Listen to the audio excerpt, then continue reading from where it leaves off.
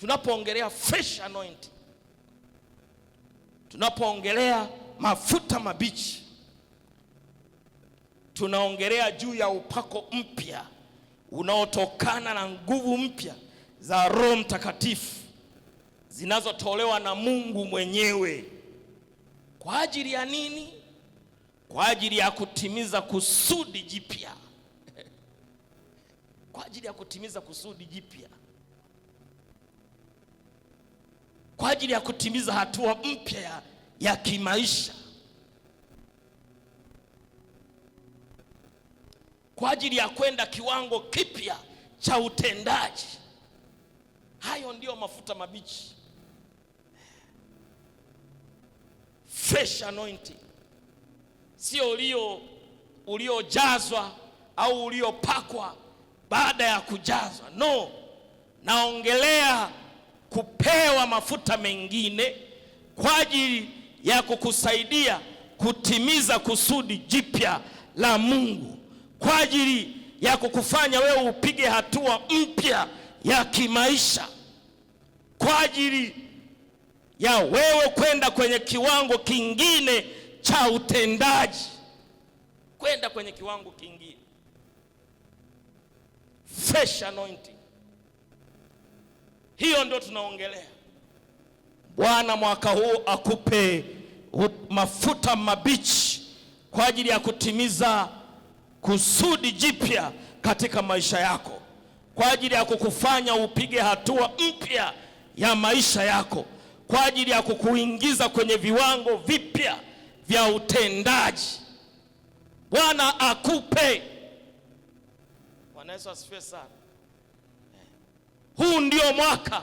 Kama kuna kitu cha kulilia mwaka huu ni hiki. Nipate mafuta mapya yatakayobadilisha utendaji wangu. Na huu utendaji hauko limited kwenye madhabahu au kanisani. Utendaji huu unatakiwa uende kwenye familia yako. Unatakiwa uende kwenye biashara yako. Unatakiwa uende kwa majirani zako. Uende hatua mpya. Bwana Yesu asifiwe sana. Roho Mtakatifu sio kwa ajili ya mambo ya kiroho tu. Ndio maana wenzetu wakina Daniel, wakina Yusufu walipokaa kwenye viti vya kiutawala, wale wafalme walifika mahali wakatambua kwamba, wakasema, tupate wapi mtu wa namna hii ambaye Roho wa Mungu yuko juu yao. Hayo ni mafuta, hayo tunaongelea. Kwa mafuta hayako limited. Mafuta yanaweza kukupa design. Kama wakina mama mchungaji Masaru, ni madesigner, ni mafundi cherehani. Mafuta haya yanaweza kukupa mtindo mpya, ukaubuni na ukauza ndani ya nchi na nje ya nchi. Mafuta hiyo ndio tunaiongelea. Ndio maana watu wa Mungu niwaambie, kila mmoja tengeneza nafasi ya kumiminiwa mafuta mapya. Ya kumiminiwa mafuta mapya.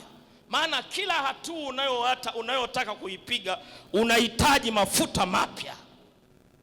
Kila hatua unahitaji mafuta mapya.